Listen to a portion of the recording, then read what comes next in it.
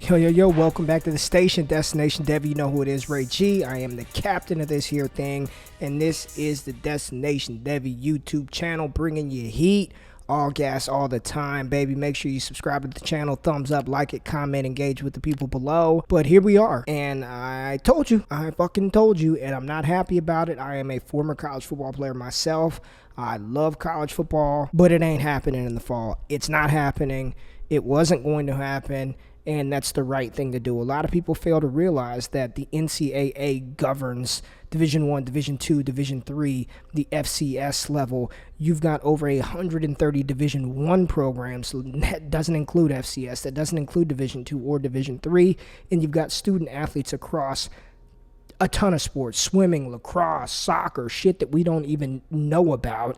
There are Title IX implications. And again, these are students that the university is liable for. So it was so much bigger than football that this wasn't going to happen. And what it looks like moving forward, I don't think anybody really knows. I was very confident that there wasn't going to be a college season, but after that, I don't know what the hell that looks like. But what I've been telling you is none of the top 2021 guys are going to play, period. I don't care if it's pushed to the spring. They're not fucking playing. So now it's time to get ready and grind for our rookie drafts, because Trevor Lawrence and Rashad Bateman and Rondale Moore already opted out. Like, they're not playing. The next time we see those guys on the field, they'll be playing for an NFL franchise. They will be playing on an NFL team. So for your dynasty rosters, you got to start taking that into consideration and start making plans and preparations to capitalize on league mates who are like, I really don't want any of those 2021 picks. They're all going to come back. They're not fucking coming back. They are out. They are gone. Jamar Chase at LSU, the last time we saw him, he was a national champion, and that's how it should be. Last time we saw, Trevor Lawrence on the field, he was balling out, and that's how it should be. They're done. They're gone. Move forward. So in this show, I'm going to give you my top 5 running backs for the 2021 class. We'll break them down, go through it, show a little bit of film, talk about where I think their value lies, some good landing spots for them, and my early comps for these players. I do not do the comp thing a lot. Like, if I comp a player, I feel really good, and I'm not going to switch that shit up, right? Once I tell you these comps, that's pretty much who they're going to be moving forward throughout the entire process. So, ready to get in the show. Glad you guys are here. Let's hear from my man Gus Johnson before we start. Drop the intro. You got barbecue back there, and you didn't invite me. Hurt my feelings. Let's get it cracking. Top 5 2021 running back. Coming in at number 5 is the rising junior. I guess he was going to be a junior. Yeah, rising junior. Last time we saw him, he was a sophomore. But Journey Brown from Penn State University. Journey Brown, 5'11", 215 pounds. Really came on towards the second half of the 2019 season, right? They had another running back named Noah Cain, who was a highly rated 4 or 5-star recruit, depending on the recruiting service that you use. But he was supposed to be the guy. Dealt with some injuries, which opened the door for Journey Brown, and Journey Brown kicked that shit down and balled out, especially the second half of the season. On the year, 129 carries, 890 yards, averaged damn near 7 yards a pop. 12 TDs, caught the ball 15 times for 134 and 1 TD. What's interesting about Journey Brown is he is extremely fast. He was a all-world high school track star at Penn State. It's been reported that he broke Saquon Barkley's 40-yard dash record at 4.29. You can see the speed on tape. I mean, it pops. When Journey Brown hits the open field, you're not stopping him. I know a lot of people look at that run he had versus Memphis, where he's like looking like Marshawn Lynch Jr., beast mode, stiff-arming people out of the way, but he's got really good feet. He's got good vision. He's a super talented running back. The problem is he didn't do anything his freshman season, started off the 2019 season slow, so we really have one half of a season of production from Journey Brown. I do think that he is going to declare for the 2021 NFL draft, because the name is hot and the class is kind of weak outside of these top 5 guys. You've got a couple of other players that missed the cut. I'll get to them later, but Journey Brown is definitely poised to be late first, a day 2 pick. You know what I mean? There's some people who have him in the first. I think he's a day 2 guy, second round, third round. He's very talented, extremely fast. Would have loved to see him do a little more work out of the backfield, catching the ball, but I don't think it's a weakness, but it's definitely not a strength of his game. Something that maybe he'll be able to develop into is a better pass catcher at the next level. But Journey Brown, the talent, the speed, the second half production, and what we saw from him the last time he was on a football field, over 200 yards on the ground, was absolutely dynamic. And again, that speed, he is going to test like a ridiculous athlete. And that's, what's crazy is he was like the number 2,000 and something ranked recruit in his recruiting class. Like, he was not highly sought after. There were people who thought Ricky Slade was going to be the starting running back coming into the season, not Journey Brown. But when he got his opportunity, he did not yield that opportunity, and he's a competitive-ass running back. Journey Brown, I do not, of all these players, he's the only one that I don't have an NFL comp for, and that's okay. Like, I don't want to bullshit you and just throw out a comp out there for the sake of throwing out a comp. He's a really good player. He is a tier 2 running back prospect for me. I believe I have him in my overall Devy rankings as like a top 25 player, more than appropriate, and you really could flip-flop him with my number 4 ranked player, which I'm going to get into right now. But Journey Brown, super talented. He's going to go early in rookie drafts. He's probably going to get the draft capital necessary to be a factor at the next level early on. He's got that prototypical 3-down size, and he has shown an ability to do the 3-down capability skill set. So Journey Brown comes in at number 5. At number 4, Kenneth Gainwell Jr., running back from Memphis. Last year, he was a redshirt freshman, so at this point, he's a rising redshirt sophomore. What's interesting about Kenneth Gainwell is the news of Darius Guice broke, and everybody is fucking pumped about Antonio Gibson and his outlook with the Washington football team in that backfield with no Darius Guice, with an aging Adrian Peterson. Well, this guy, Kenneth Gainwell Jr., is the reason why Antonio Gibson did not receive a full workload, because he just fucking smashed as a freshman on that Memphis team. 231 carries, almost 1,500 rushing yards, 1,459 yards, 6.3 yards a carry, 13 TDs. But this is where it gets juicy. 51 receptions, 610 yards, and 3 TDs, over 2,000 scrimmage yards. He's 5'11", 191 pounds. The only knock on Gainwell is his size. But if you look at his build, his lower body is thick. The dude has size. He is not the skinny type running back, and I'm pretty sure he can gain a couple of pounds prior to the NFL Combine to make sure his BMI threshold is where it needs to be. I don't know about any of that shit. I'm watching him on the field, and when he's on the field, he's a dynamic player. He can run between the tackles. He's more powerful than he's given credit for, and then his ability to catch the ball out of the backfield and be lined up at multiple wide receiver positions. He's not just catching flare outs out of the backfield like Max Borghi. They line him up at X. They line him up at slot. They can motion him out of the backfield into a receiver position, and he can run the full route tree. The kid is dynamic, and in PPR leagues, Kenneth Gainwell is going to be super, super valuable. If I had to compare him to an NFL running back right now, I think he's a better version of James White.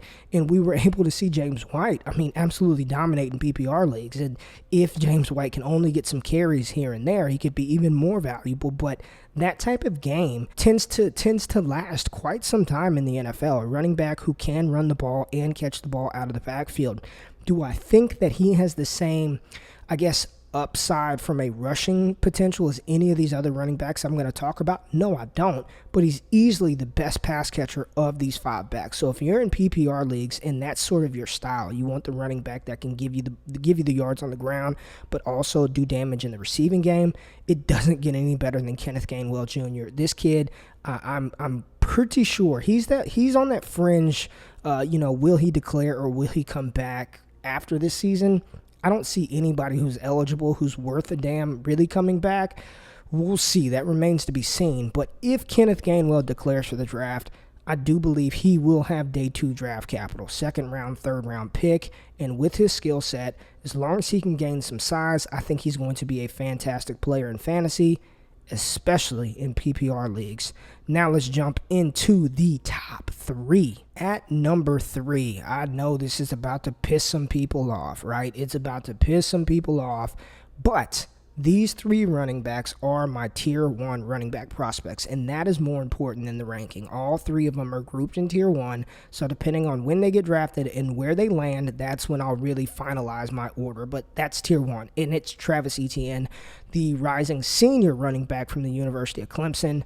All Etienne has done since he stepped foot on the field at Clemson is absolutely dominate. 766 yards as a freshman, 1658 as a sophomore, 1614 as a junior, and he never carried the ball more than 210 times. Ultra efficient, ultra just fucking beast and tearing things up in the ACC. 13 touchdowns, 24 touchdowns. He's got 56 touchdowns in his 3-year career.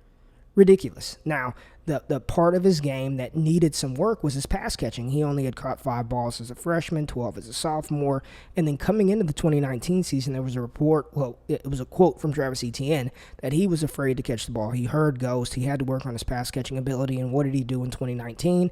37 receptions, 432 yards, and 4 touchdowns. Now, granted, because I watch the games and I don't just read the fucking stats, a lot of those receptions were shovel passes and just quick little dump-offs. He wasn't lined up running choice routes, option routes out of the backfield. He did not do what Kenneth Gainwell does. He did not do what Christian McCaffrey does out of the backfield at the running back position, but he did show an ability to catch the ball. And the thing with Travis Etienne is if you give him a sliver of space, it is lights out. I have not seen a running back with as much acceleration as Travis Etienne probably since Jamal Charles or Chris Johnson. That's how much just from 0 to 60 he gets upfield in a hurry. Now, he does not possess a lot of wiggle. He's not going to break you down and make you miss.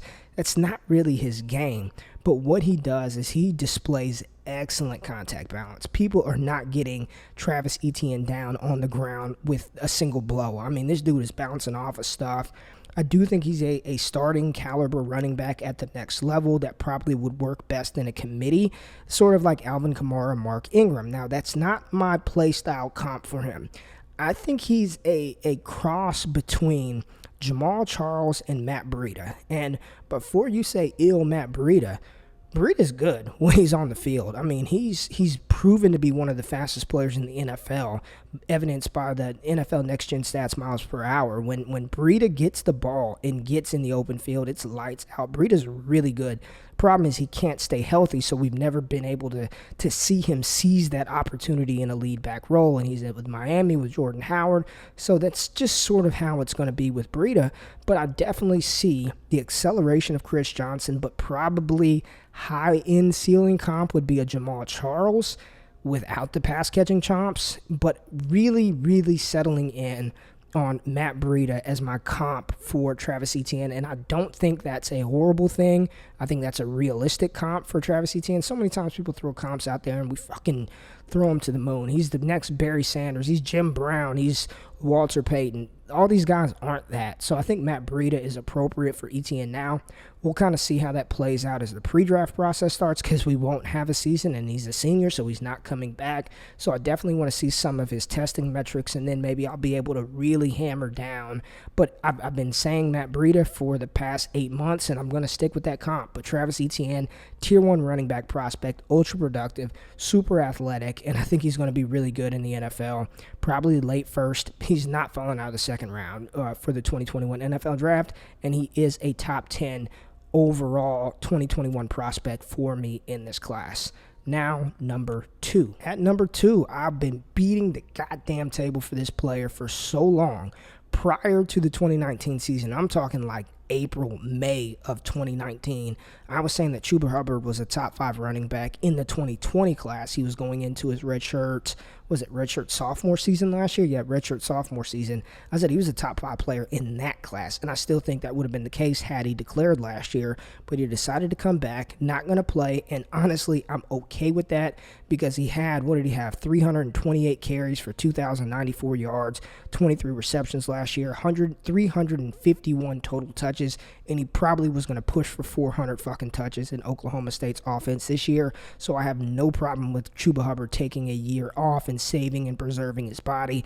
At 6'1", close to 210 pounds. He's got a lean frame, right? He's a lean build running back, but he has elite home run hitting ability. Was a national champion sprinter in high school up in Canada, 10 500 meter dash. That's about what Henry Ruggs was running in the 100 meter dash coming out of high school as well. Chuba Hubbard returned kicks as a redshirt freshman. He had over 700 rushing yards and 22 receptions, sharing the field with Justice Hill. And it was evident right then that this dude is a superior running back to Justice Hill, and Justice Hill was no slouch. So when you're looking at Chuba Hubbard going into the next level, he is a zone scheme running back. He needs to be in what the Denver Broncos run, what the Houston Texans run. If he fits into a zone scheme, he is going to smash to where he can stretch it out, see the lanes, use his acceleration, get upfield. He doesn't have a lot of wiggle either. He's got a good one cut, and then once he puts his foot in the ground like Travis Etienne, it's just pure juice right there. But he's not a shifty, break-you-down type runner. He's not CEH. He's not a LaShawn McCoy type. I love running backs that have that lateral agility.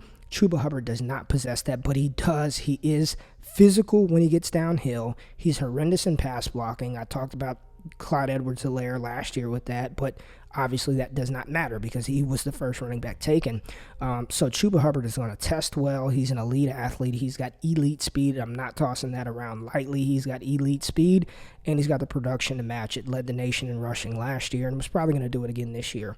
When I'm talking about a play style comp for Chuba Hubbard, really reminds me of DeMarco Murray coming out of Oklahoma. Both of them were those upright runners, roughly around the same size. DeMarco Murray, 4'4", 140, so Chuba Hubbard's probably going to be faster than that. DeMarco Murray didn't have a lot of lateral quickness and wiggle either, but he could make you miss, and when he got to the open field, DeMarco Murray was a beast, and he was gone, and he fit that Dallas system really well and had a great career, multiple All-Pro seasons, fantastic running back for the Dallas Cowboys, and had a good season with the Tennessee Titans towards the end of his career. So when you're looking at Chuba Hubbard, DeMarco Murray is my play style comp for Chuba Hubbard. I think he's a fantastic running back. Again, first round, second round type pick, no later than round 2. He's not falling out of round 2, and we should be excited for him for fantasy and for NFL purposes.